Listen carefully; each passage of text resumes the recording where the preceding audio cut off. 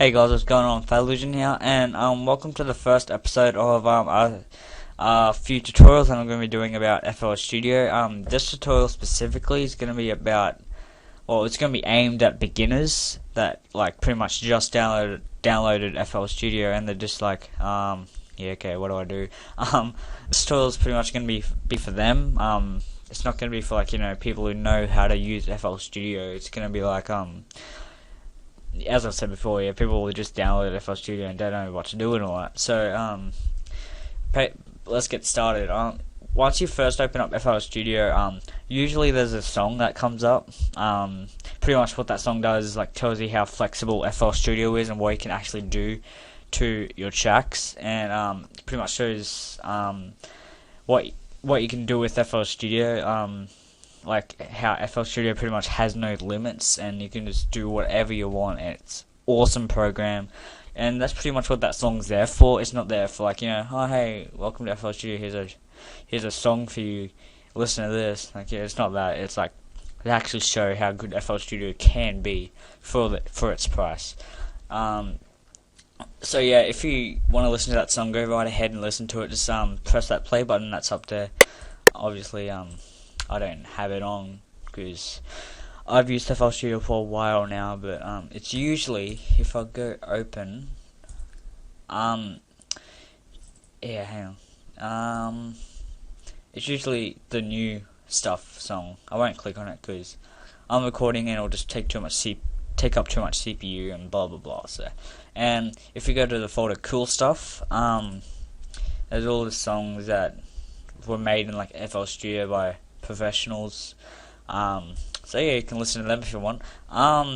So yeah, that's the start of FL Studio. Once you first open it up, a song will come up. You can listen to other songs, but I won't do that right now due to copyright and all that. So let's get started with the layout of FL Studio and what everything on the screen does. Obviously, there's not much on it at the moment because we don't have any project going on yet. But first, I just want to get into what these blocks are, and but first, I'm gonna be telling you how useful FL Studio is for beginners. And there goes my microphone. My bad. Oh, god damn it, microphone. Sorry about that. Anyway, so FL Studio. If you're like a beginner at music production, FL Studio is awesome for beginners, mainly because it's so simple to use. It probably doesn't look so simple at first, but once you know where everything is, it's a really simple program. And once you know where everything is, you can go straight into music production. So yeah, it's really cool. And a lot of artists still do use FL Studio. For example, Afrojack, he's a music producer, and also Porter Robinson, if you've heard of him. I've heard he uses FL Studio. It might be just a little rumor, I'm not quite sure, but I have heard that he uses FL Studio. So not only is it good for beginners, some professionals also do use this program. And if you listen to their songs, you can tell that their songs are really well professionally produced. So FL Studio is not just for beginners, but it can also be for professionals out there. So anyway, back to the design and all. Let's get straight into it. I won't blabber on about much more stuff, but as you can see, if you look closely, there is little boxes at the top, but these little boxes have kind of a dotted design next to them. Pretty much what these dotted design is you can move them around. So if you want that time thing to be down here, then I don't know why, but yeah, you can have it down there. And you can move all these boxes around to what you want. So I think that's a really good design thing to have in a music production software. I think it's better when it comes to design, because design makes the software much easier to use, in my opinion. So yeah, I think it's a good idea to make so you're not stuck with the one design and one design only. And yeah, so anyway, the first box here is the time box. So pretty much what it does is like tells you how long your project is. By default though, if you first open up FL Studio, it will be in the beats, the bar time. You can keep it as that if you want. Like it pretty much shows you how much bars in your project has, or how many bars in the project you are. But if you're like me and you kind of want to know how long your song is in minutes or seconds or whatever, you can. There's a little button here. Click that and it switches to the minute mode, which is which shows how many seconds or minutes your project is. Now let's go into the master. Pretty much what this is when you play the track, it shows you how loud or how soft your track is. So it's pretty much like a I wouldn't say equalizer. I'll call it more of like a volume bar, and it's the same here, but it says like just bars going a lot. And you can like edit the way you see it. You can put it as long. So if I make a quick beat here, it's kind of awful, but Jesus Christ, that's loud. Also that's the volume, so you can turn it up, turn it down, blah blah. And this is the that's the master pitch. So if you want your song to be really high pitch, I don't really use that much. So then as you saw, as I play that pattern, the volume goes up and down. It's pretty self-explanatory, quite easy. But anyway, so onto this now. These buttons, to be honest, I don't know what most of them are. Mainly because I don't use them. I don't need them. See, if you have like a MIDI keyboard or full-on DJ set, you probably will use them. But if you're like me, music producer, you won't need most of these buttons. So I'm not going to go into too much detail of them. But this button, which is turned on right now, is where if you press a key on the keyboard, so you have the clap selected on the pattern, it plays different pitches and all that, depending on what key you hit. So I think it's pretty good. I don't really use it though, because FL Studio does have latency issues. If you don't know what that is, it's like it's a delay issue, so I don't really use it. So yeah, but I guess you can use it if you want. So this button below it is the metronome, and if you know a little bit about music, you'll know what a metronome is. It's quite pretty self explanatory. So if you click that and then you press the play button, you can hear the metronome, and you can hear how fast or slow your beat is. Pretty easy. I won't go into too much detail of those, because you don't really need to use them, I guess, when it comes to music production. But if you're a DJ or you use a MIDI keyboard or whatever, you probably will use them. But this tutorial is for beginners, so I won't really go into detail of that. So anyway, here, this fancy looking thing, it's a CPU load chart. So what this is it tells you how much CPU FL Studio is currently using. I think it's a really useful thing to have if your computer's a potato like mine. So I think that's pretty nice thing to have. I won't go into too much detail. That's pretty much all you need to know about that box. This box is probably the most useful one there. It's pretty much the play, stop, record, BPM, changer, blah blah blah, editor thing. So anyway, so we'll go from left to right. So there's two buttons, which means pattern, and song. I won't go into detail of song, but what I will say is that if you click song, you notice that that's not playing. Why is that? Because if you go, there's a button here called playlist. If you click on that, it plays on there. I'll go into that in a minute. Anyway, so that's pretty much play, stop, pretty easy. Put it back to pattern, so we can hear our master song. Pretty like the next hit song. I might release that. Anyway, so here's the patterns. It goes all the way up to like nearly 1,999. There's a lot of patterns. But see, this is just pattern 1, as it says here. Then if you drag it up, click, hold, drag up. Pattern 2, so you can place another beat. Pattern 3, place another beat. Pretty easy. See, as you can tell, this program is pretty easy to get a grip on, so you know what the hell's going on. Okay, so all of these buttons here, you're probably thinking, oh my god, there's so many buttons, blah, blah, blah. It's quite easy, trust me. So if you go view playlist, what this is, as I said before, the song button, click it. So here has all the patterns that you've made. So remember before we made 3 different beats on 3 different patterns? So if we go here, we can place them into the playlist. So yeah, it's pretty easy. Then you put on song mode, press play. Then you can listen to all your beats at once. That's very good when it comes to music production, may I add.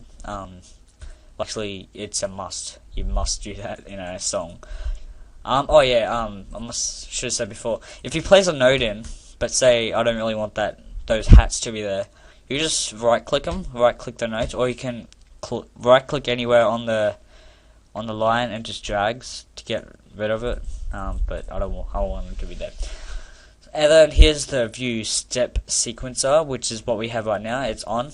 If you click it, it gets rid of it. Click it, comes back. Pretty easy. And then if you go view piano roll, now this is the important stuff. Now, if you do chords, piano chords, whatever, this you are going to use this. You are definitely going to use this in FL Studio. So you click that, and it shows like a massive keyboard. And then here you can place notes. And then if we exit out of the piano roll for the hat, you can see. Okay, I'm sorry. So if you click piano roll, put them in. Go to piano roll again. Place some notes in. There we go. So it shows what you've placed in. So it's a very useful tool to have in FL Studio and the pattern sequencer. Like if you're placing chords and all that. So that's those 3 buttons. So this one, view browser, you are going to use this a lot. You are going to use this browser. As you can see on the bar, you were probably wondering what the hell's that. This is where all your samples are. Your drum samples, your vocal samples, whatever. They're going to be in here. I will put a tutorial up on how to insert samples onto FL Studio, because you can't just get a folder up and then drag them into here. You got to actually go through like a dozen folders and all that. But I will put a tutorial up on how to do that. So yeah, for the browser, say you want to replace that kick, for tutorial purposes, I am going to be using the default drum samples that come with FL Studio, just for this tutorial. So here we are. Sorry, I should have explained this. There's going to be a folder called packs. What you do is you click on that. Here's like the samples that come with FL Studio. Well, at least some of them. There's a lot of sounds that come with FL Studio, but I personally don't really like them. I don't really like the sounds that come with FL Studio, so I actually got my own. The Vengeance, whatever you want to call them. And yeah, I got them sounds. They're amazing sounds. I use them for my songs. But I won't go into detail of that, because obviously if you're new to FL Studio, you won't have them. But if you really want them, I'll put a link in the description for them. They're pretty awesome sounds, you know. Some loops in the future house. There's some claps. There's some pretty good sounds, but I won't go into detail. So clear my throat. So say you want to replace a sound. See, if you hold down Control and you click the sample, you'll have a preview of what that sample sounds like.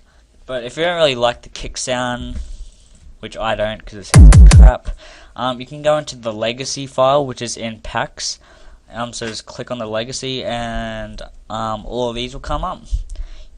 For the purpose of this type of genre, I'm going to go to dance, and there's a kick called club kick, and those kicks down here.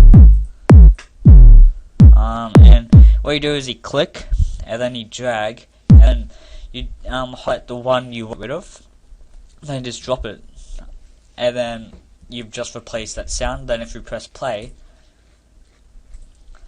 but it does it for all the patterns. As you can see, we go to pattern 2.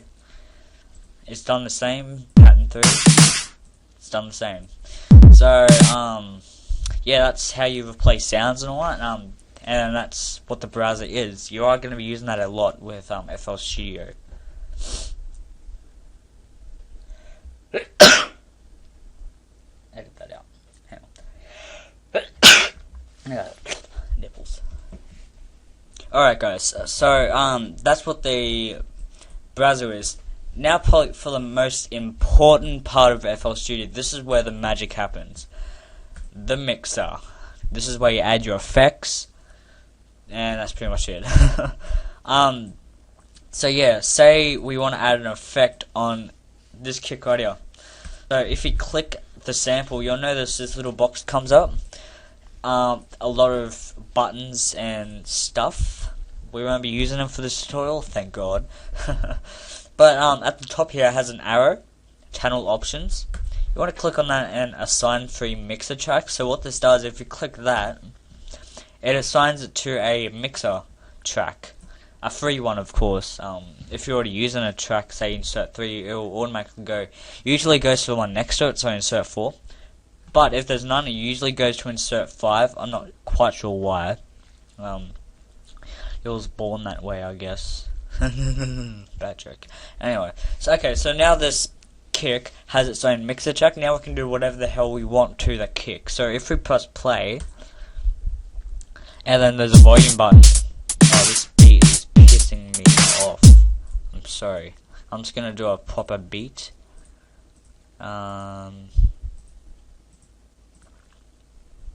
What the hell?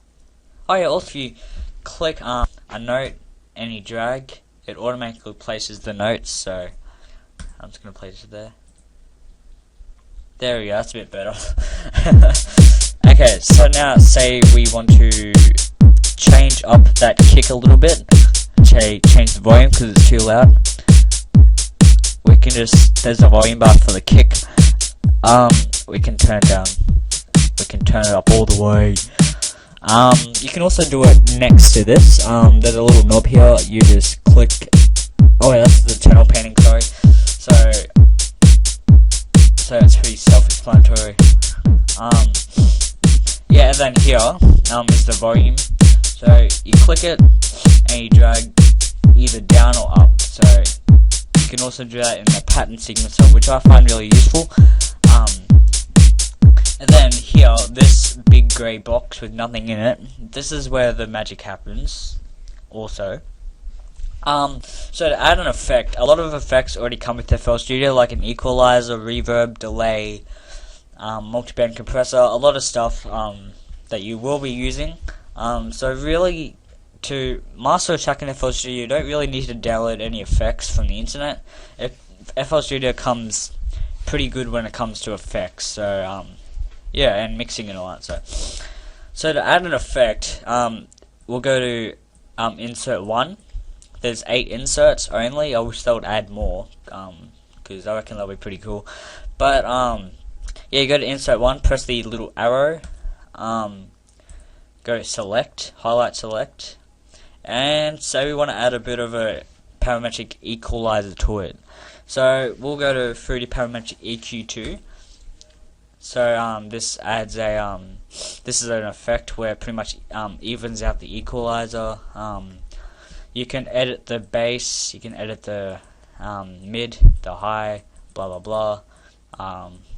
What the hell did I do? Not quite sure. There we go. Okay, so say since this is a kick, we don't really want that much high frequency, right? So you just want to kind of drag that down a little bit, and you want to edit the bass a lot. So we want to kind of push the bass up a little bit. Now our kick is a little more punchy and bassy, and it sounds epic. Not really because it's an FL Studio based kick, but it will sound pretty cool if you have like a Vengeance kick. I love Vengeance. They make the best samples. Anyway, guys, that's pretty much it for this episode of a tutorial. That's pretty much all you need to know so far about FL Studio. I will be posting another tutorial, like a part 2 of this, so stay tuned for that. I'm Illusion, and thanks for watching, and I am out.